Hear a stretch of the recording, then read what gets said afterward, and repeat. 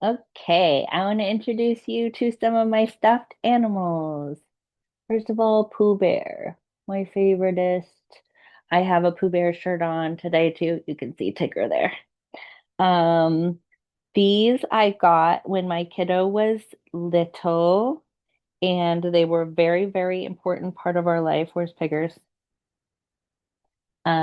Piglet was my primary mode of communication with my kiddo, like 0 to probably 5. I would talk as Piglet, and my kid would talk to Piglet, and it was like an incredible thing. I would be like, do you want to go to school? And then, like, it was, I don't know why it was so effective, but my kid was like way happier to connect with Piglet than me sometimes. Eeyore, who I love so dearly, Tigger, and Pooh Bear. My kiddo and I read the old books of the Adventures of Winnie the Pooh on repeat. There's two collections of stories. We read them on repeat every single night for 3 years. So Winnie the Pooh is very, very special to me. And now I still spend a lot of time with these stuffies that, were bought for my kiddo, but that became very important parts of my life. How perfect is Pooh Bear? Oh, I love him so much. Um, so what I was meant to say at the very beginning was stuffed animals are great for adults. I had someone ask me what I thought about having stuffed animals as an adult, and I'm a huge fan. Um, I spend, I have a lot of my stuffed animals next to me in my office, and then I also have like 20 stuffed animals in my bedroom too. And I was really inspired and encouraged by the show Love on the Spectrum. If you haven't seen it, check it out. Um, as a self-diagnosed autistic person, I really love connecting with things that make me really happy, and they are often things that people would consider as childish. So like I have a lot of toys, and I have my own Play-Doh sets, and I have my own stuffed animals. I always loved the bow on Eeyore's tail. I have, Care Bear stickers on my phone. I have little toys at my desk that I play with. I really loved chapsticks as a child, so I have like many chopsticks by my desk. They make me really happy. I have little these cute rings that are gummy bears. I like to paint my nails fun colors. I have this little um ET guy. Oops, that's your back. Um, and I have this cool octopus that my kiddo 3D printed me. Um, somebody dropped. Hold on. I have this squeezy that I play with while I'm at my desk, which is a little s'mores guy. I have this darling capybara with a lemon head that my kiddo's friend gave me for whichever recent holiday we were giving gifts. She always picks something out for me, and they're usually stuffed animals. This is my most recent one. She also gave me, um, I love avocados. And she gave me this avocado toast stuffer, which I just think is amazing and I love so much. They magnet together. Um, and she knows that like I love stuffed animals and toys, and she gives them to me like a child gives them to me. This is from my kiddo. I love elephants. And so this is a lovey elephant with hearts and things all over. Um, they have a little heart on their trunk. And this is uh I think I can't remember where this awesome little kind of like a sock monkey vibe, but rainbow. And then Grover, I love Grover. I've always loved Sesame Street and especially Grover as a kid. Do you remember that book where there's like a brick wall in the book? And I love how Grover talked. And I love how this Grover has like a little sort of crossbite because I had a crossbite when I was growing up. Um, Okay, and then my biggest friend, who my other friend got me maybe a year or two ago, who's really good for big hugs, is my big elephant. And this guy often sits with me when I'm working too, or if like I'm just hanging out on the couch. And then upstairs, I sleep with three stuffies, sometimes more, but there's three main ones. There's a unicorn and a lion and a dragon that I sleep with. And I slept with my baby blanket um, from like all the way until I was divorced.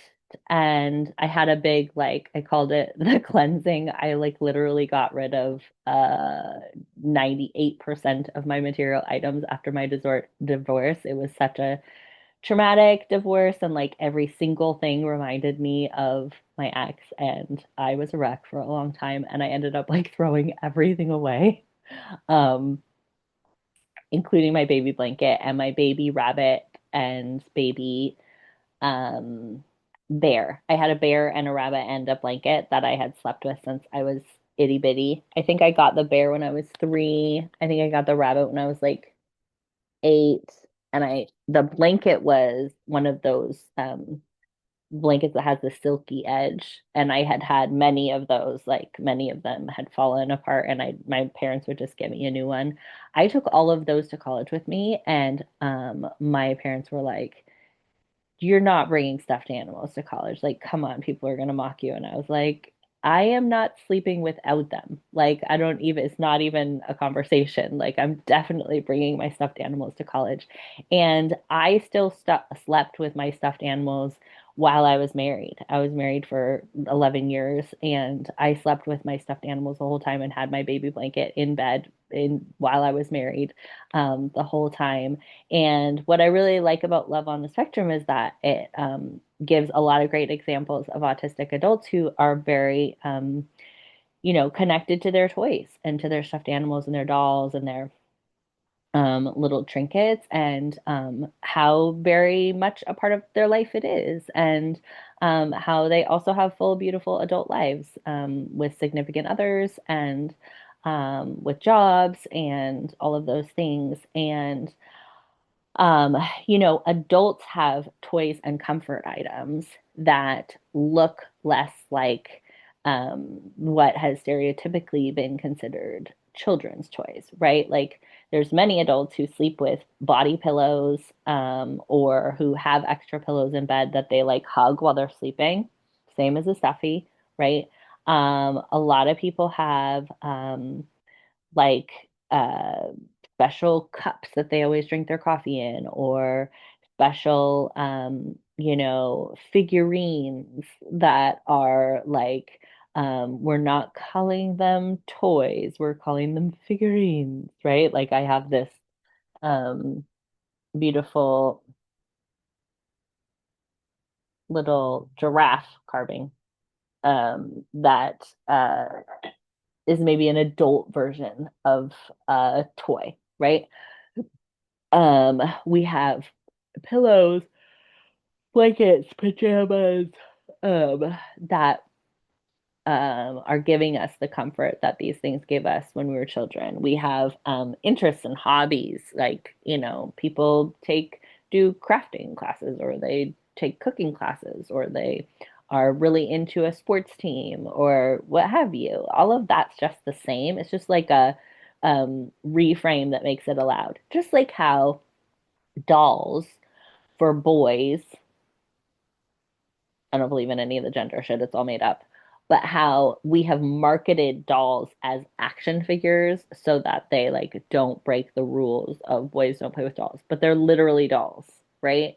So there's a lot of things that adults access that are literally stuffed animals or toys that we just have given different names to make them more acceptable.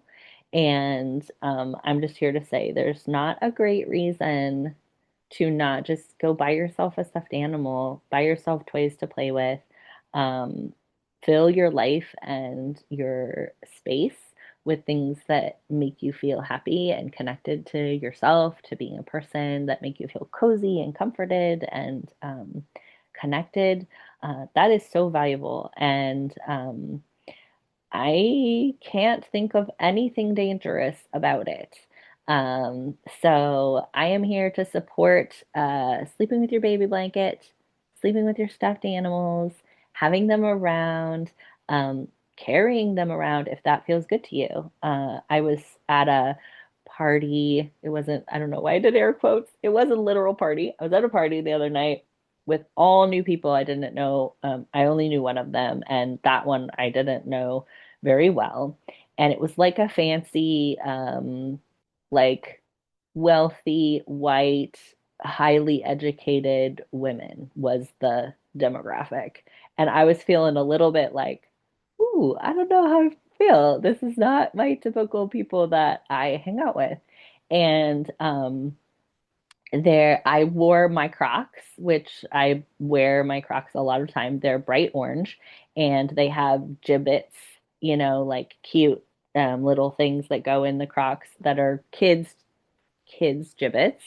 And they're like, avocado and strawberry milk and all the cute regular things, kawaii or whatever. And I was wearing a hat because I always wear a hat for overhead lights, and I was wearing like a one-way striped shirt with the other way striped pajama pants. And there was all these people, and one of them said to me like, wow, I really thought about wearing my Crocs, but I like did it. They're all wearing like high heels and stuff, right? And fancy clothes. And they were like, like I love your Crocs. Like I thought about wearing mine, but I didn't think it would be appropriate and all this stuff. And I'm just like, well, I just wore mine. And then and then there was somebody who was I was they were like asking me about what I do for work, and I was like, I really love working with neurodivergent and sensitive people, and supporting them and like understanding their nervous systems and taking good care of themselves. And she's a professor, and she was like, oh my gosh, yeah, you've got to teach them how to be in the world, because my students come and they're just like, don't look me in the eye and don't tell me that they want to meet only by written communication. They need to figure out how to be in the real world. And I was like, actually, it's opposite of that is what I offer, is support and encouragement to not meet the standards of the world, to advocate for yourself if you would rather not look someone in the eye, or if you'd like to just communicate by written communication. Like those are things that I would encourage and support and advocate for folks. And um, you know, it was just interesting to sort of like offer that and to be me in that space and to see that nobody did anything like intense. Nobody was like, "Oh, you're crazy, get out. Like you're wearing Crocs, oh, you're supporting neurodivergent people, get away." It was actually like turned into a lovely conversation, and she was like really open and interested. And so, I was able to see my own bias against that, and just notice that like any bias that any of us have, it's just because we're pushing up against something that there's a part of us who's afraid. And if you have a part that is afraid about having a stuffy and you would like permission to have one, then this wonderful elephant and piglet say, go ahead, you have permission. We love you, and wishing you many happy um, joys of childhood that are still allowed in adulthood moments. Okay, bye.